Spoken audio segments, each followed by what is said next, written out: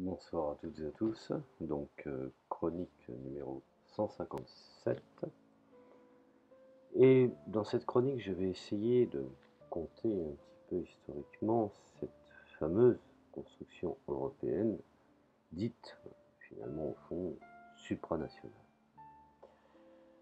Alors, pour commencer, je vais préciser que aujourd'hui, cette construction qui à l'origine a vu le jour pour des intérêts qui sont somme toute anti-populaires, et n'ayons pas peur de le prétendre, disait que la construction européenne supranationale que les peuples subissent depuis maintenant des décennies a été pour l'essentiel conçue par une oligarchie financière internationale et atlantiste. Alors, manifestement, bien entendu, peu sensible aux exigences sociales. On le voit aujourd'hui. Alors depuis son origine, elle entend de façon masquée pendant une longue période, ouvertement depuis Maastricht, supprimer pour chaque peuple et nation concernée le droit, pourtant inaliénable, à disposer d'eux-mêmes, voire même à maîtriser leur destin. Alors ce déni de la souveraineté populaire et nationale est global, je dirais même qu'il concerne tous les domaines économiques et sociaux, culturels et idéologiques, militaires et enfin politiques. Alors, il implique même, cela est devenu évident aujourd'hui, la déconstruction de la République, puisqu'aujourd'hui certains l'honnissent, donc destruction de la République et la disparition finalement au fond de la France dans ce qu'elle a de, je dirais, de nation indépendante et d'éléments sociaux. Bon.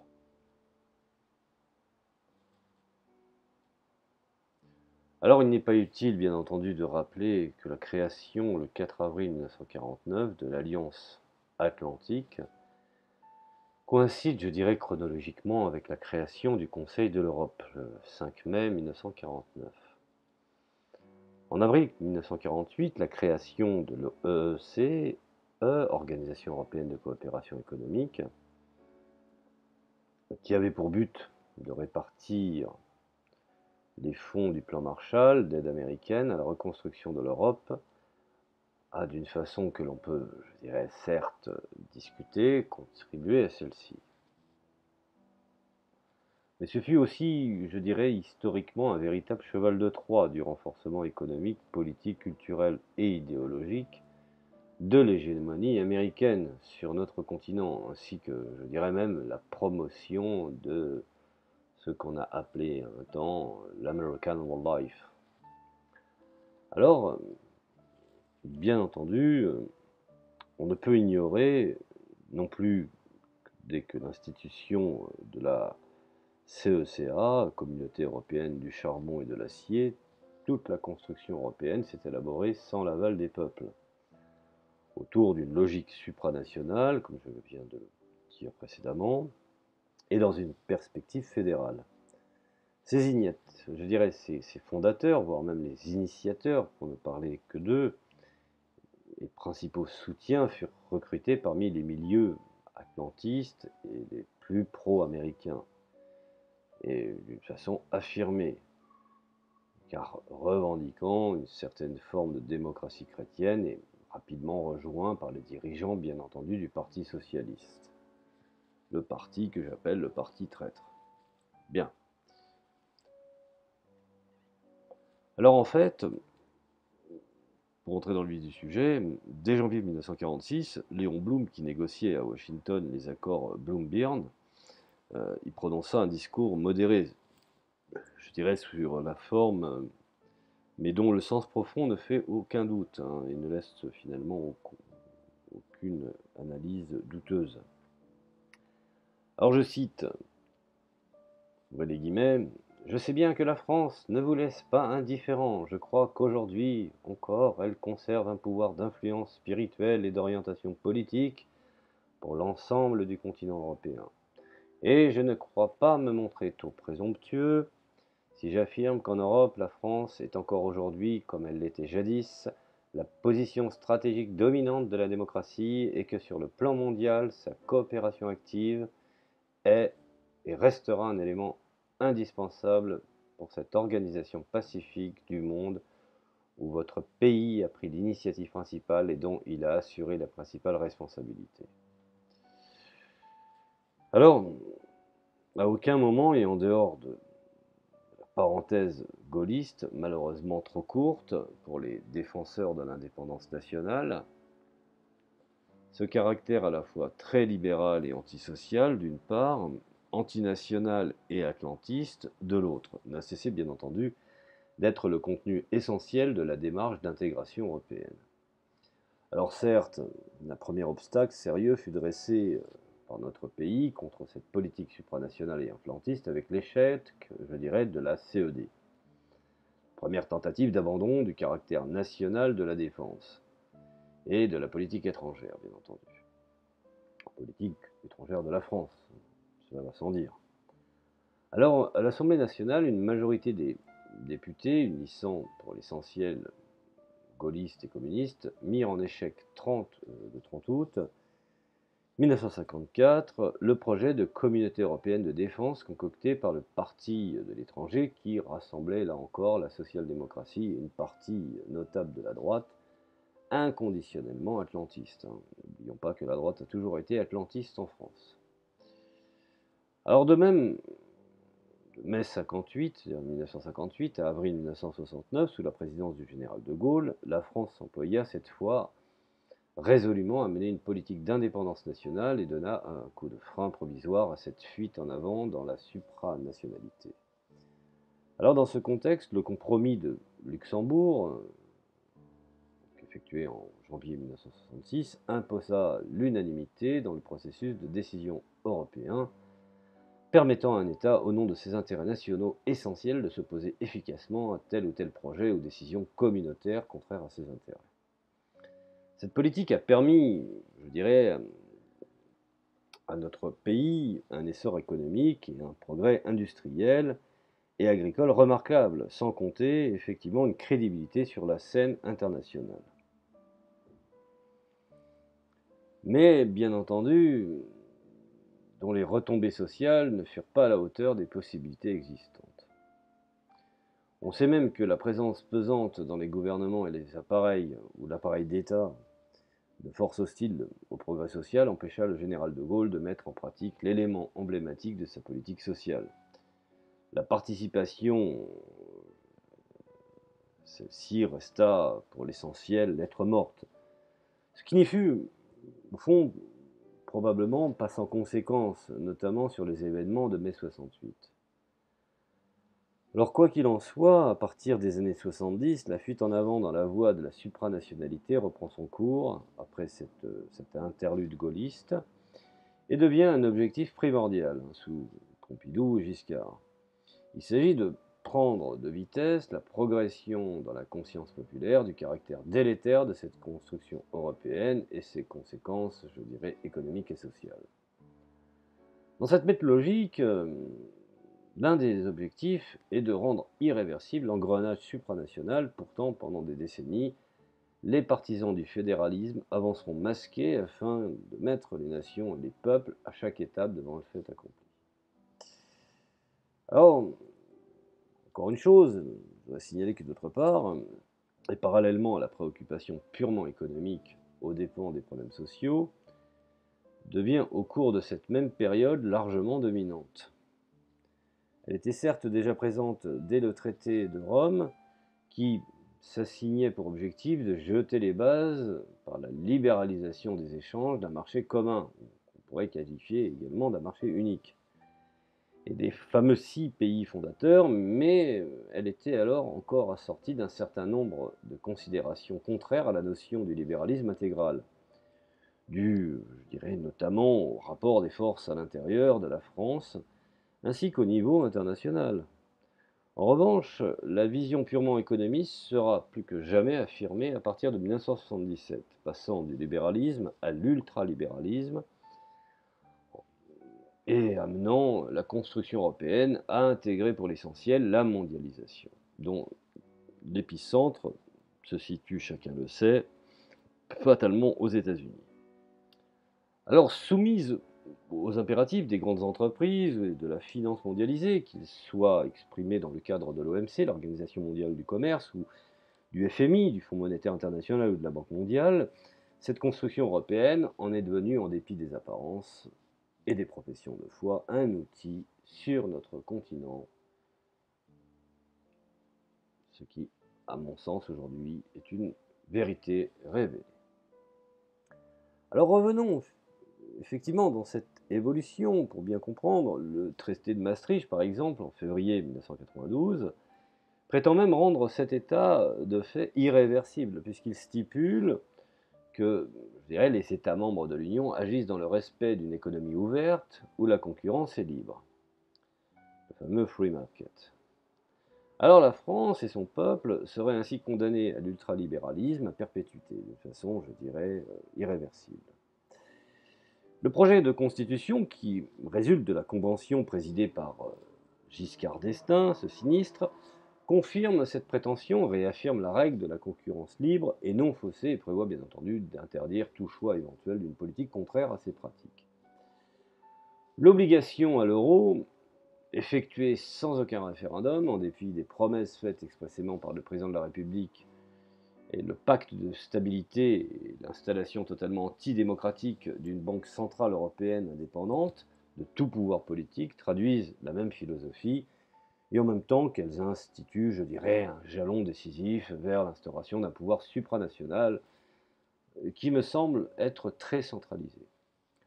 Alors, ce qu'il faut comprendre dans tout cela, c'est qu'il convient de mesurer les conséquences sociales de ce voyage que les néolibéraux voudraient sans retour dans le capitalisme sauvage que nous vivons aujourd'hui. Et comment ne pas voir pour consommer, ou je dirais pour percevoir, je dirais, son impact sur le chômage, plaie de nos sociétés finalement aujourd'hui, la casse des entreprises, les délocalisations devenues quasi systématiques, entraînées par la liberté totale des échanges, le souci de la compétition et de la politique de dérégulation, je dirais, de la Commission européenne. Et finalement, cette progression du chômage est très impressionnante, car aujourd'hui, nous pouvons le constater, plus 6% en 2003, pour ce qu'il en est des chiffres les plus alarmistes, passant de 7,2% pour les jeunes, bien entendu. Ils frôlent la barre des 10% et peut-être davantage, car les statistiques officielles étant sujettes à caution, étant donné qu'ils sont aussi, je dirais, en fonction de la doxa du pouvoir, tandis que le travail précaire, je dirais, pour en revenir à ce qu'il en est de l'emploi, devait être aussi pris en compte.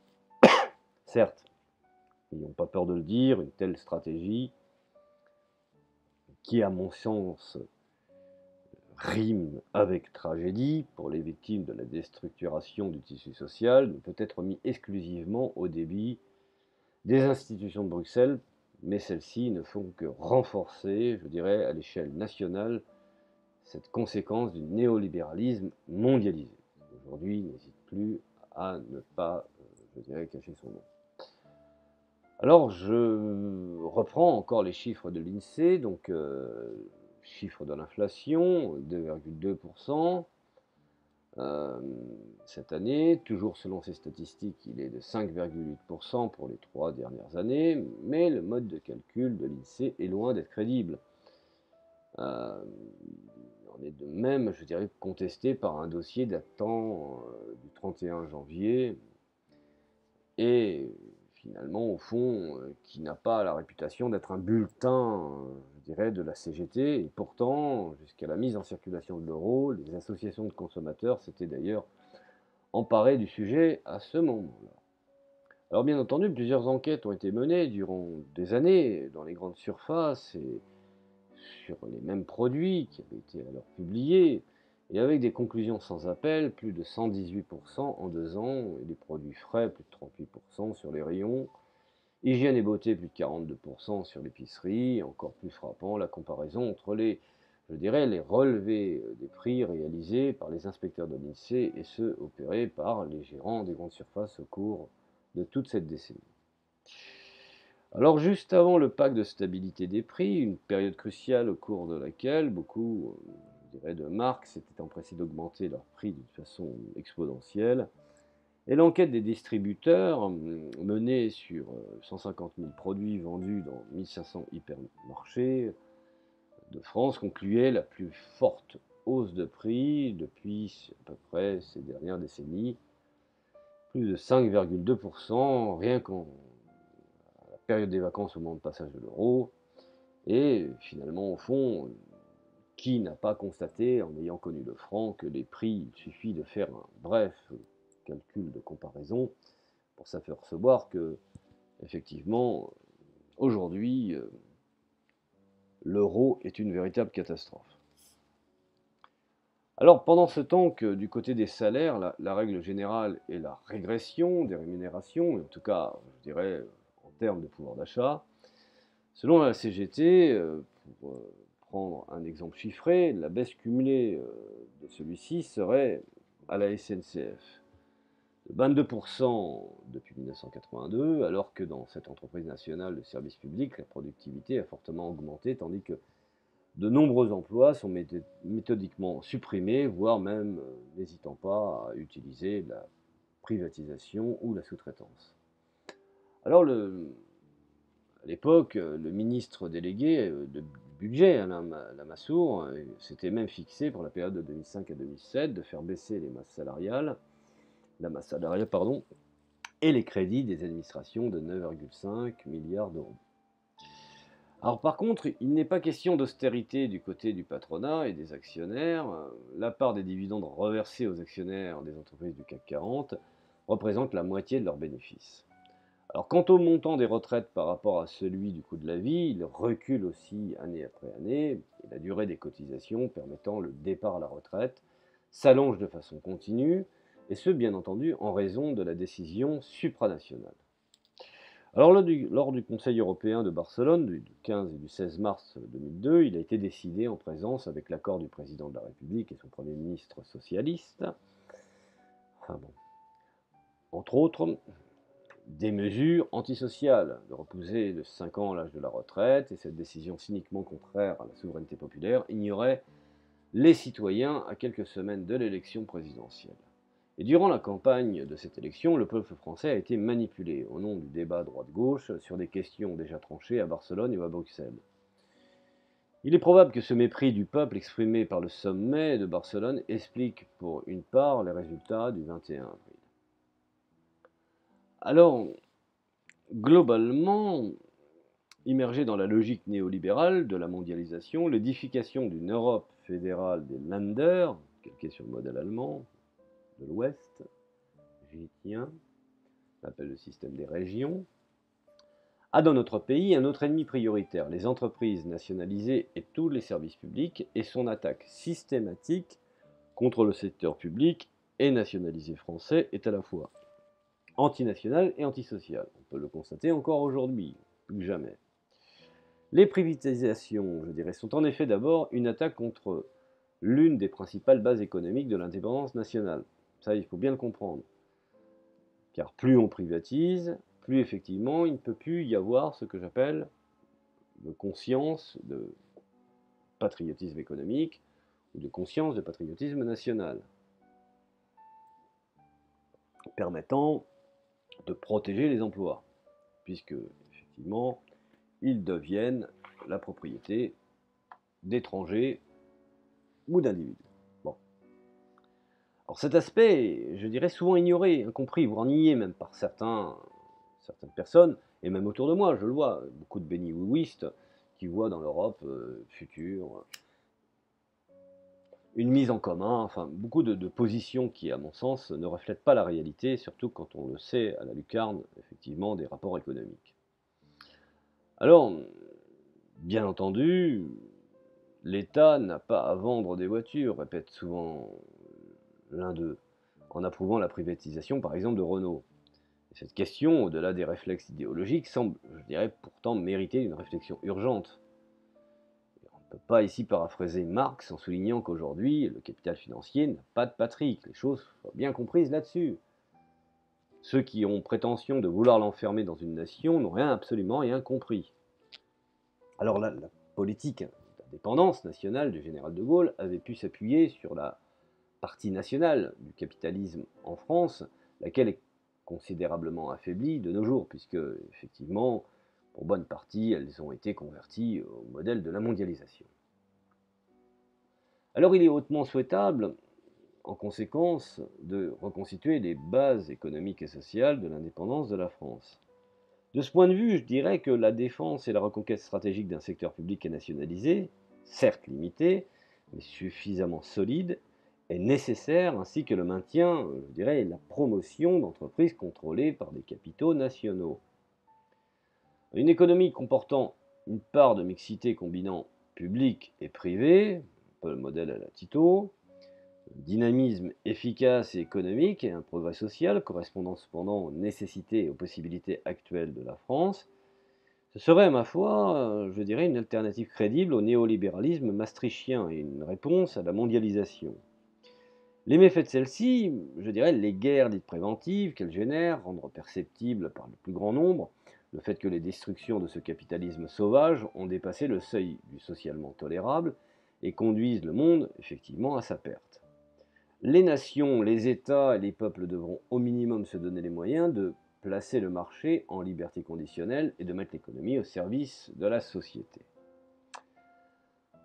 Bien, ceci étant, je voudrais dire que le service public, par exemple, a la confiance du peuple qui lui est très attaché.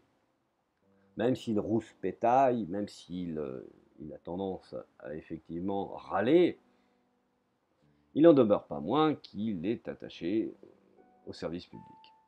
Alors, bien entendu, pourquoi le service public? Il favorise la solidarité nationale et l'égalité.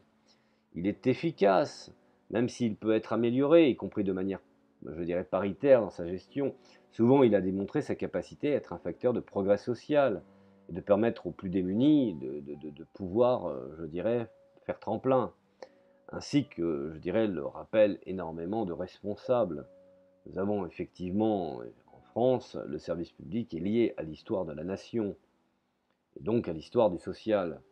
Et depuis plusieurs siècles, une volonté politique s'est manifestée pour que l'État soit partie prenante de l'organisation de la réponse aux besoins collectifs. Et ce, avant même la Révolution française. Qu'on songe à Colbert, par exemple. Mais le contenu le plus fort du service public a été promu lorsque c'est le peuple qui est intervenu. À l'exemple le plus marquant, je dirais, c'est la période de la Libération.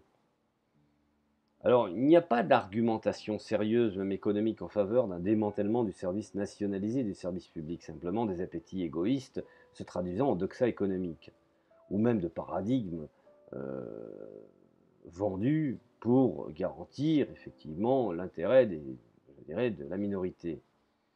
Alors, son origine est essentiellement idéologique, c'est la sacralisation dogmatique, au nom d'intérêts de classe, de la propriété privée.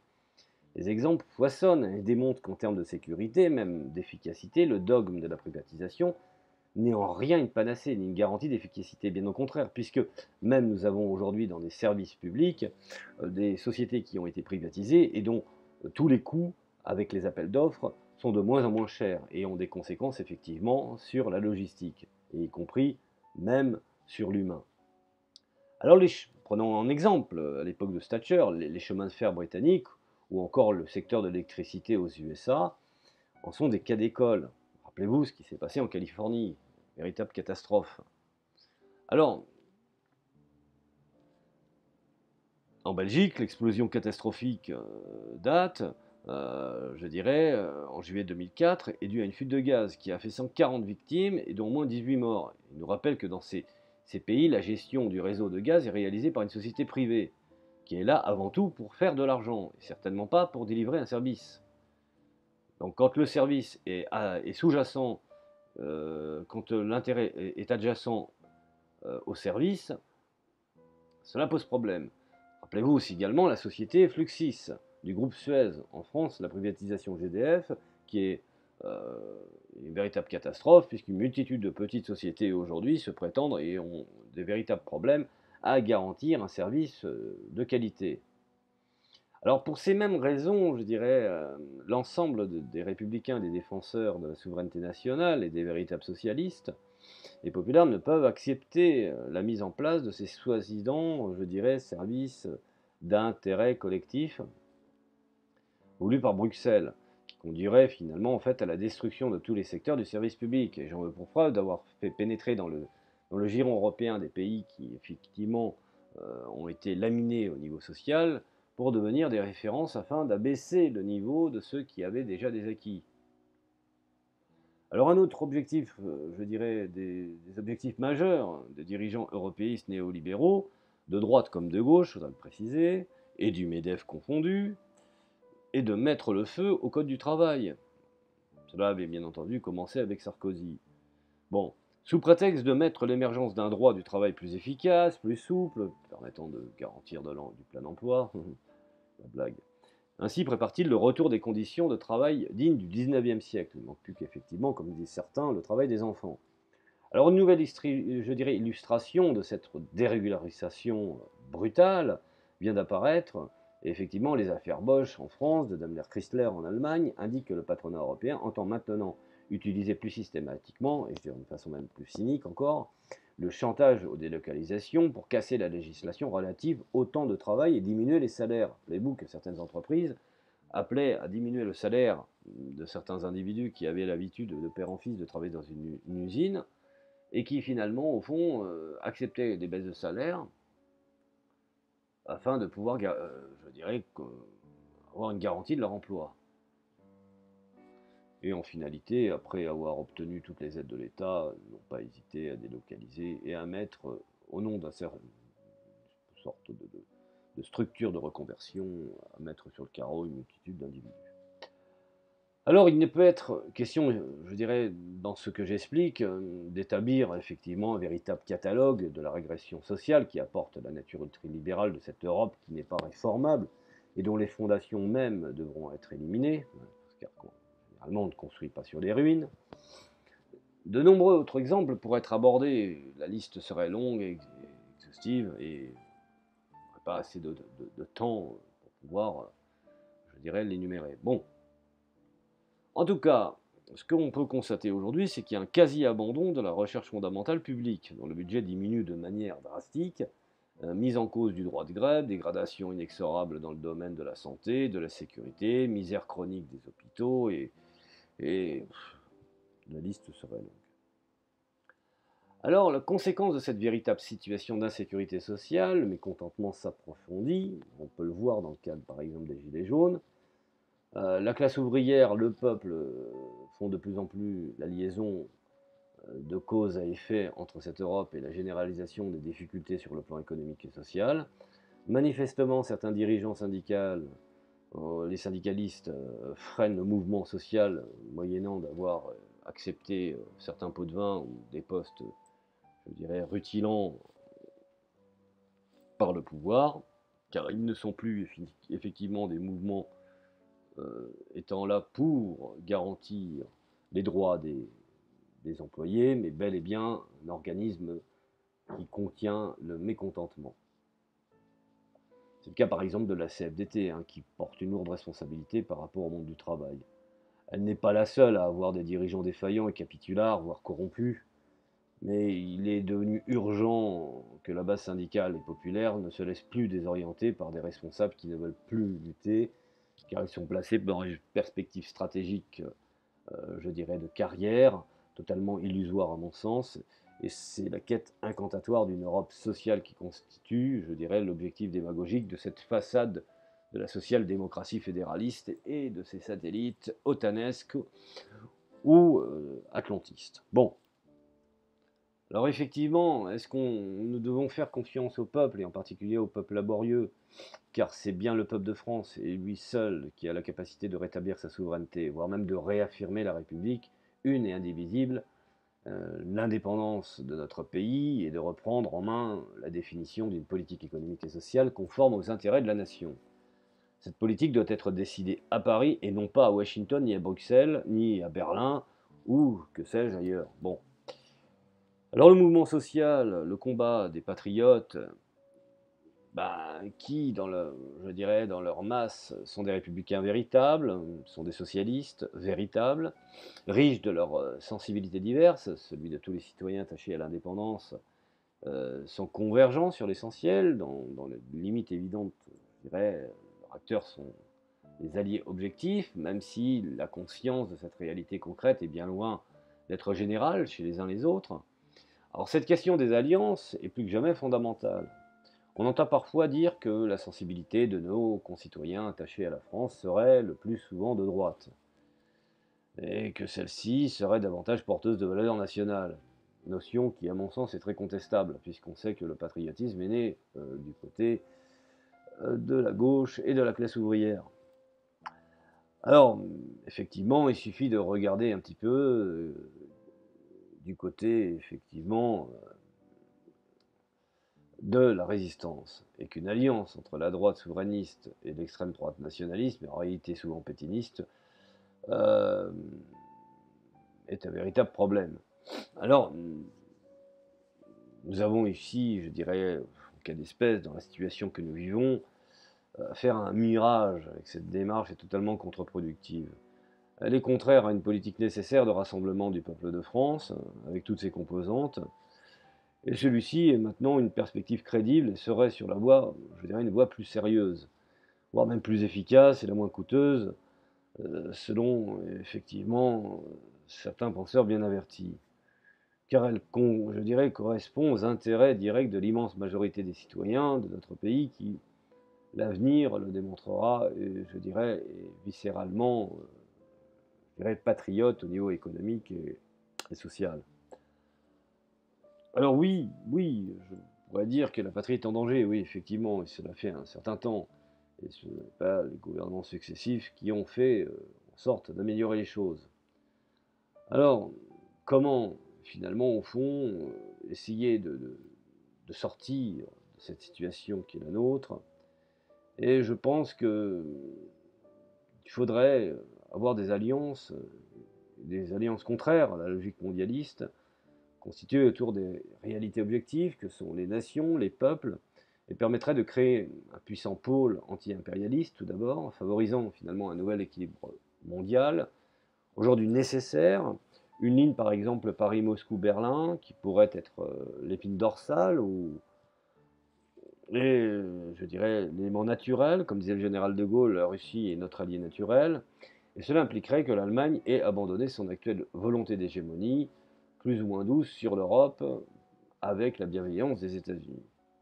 Et cette alliance rechercherait des relations d'entente et de coopération avec des pays tels que la Chine, l'Inde, le Brésil et d'autres peuples du monde, notamment ceux d'Afrique, bien entendu, de l'arc méditerranéen. Naturellement, les pays francophones pourraient, dans la mesure, s'ils le souhaitent, être associés en priorité à cette démarche de paix, de solidarité et de progrès pour un monde que je qualifierais de mes voeux multipolaire.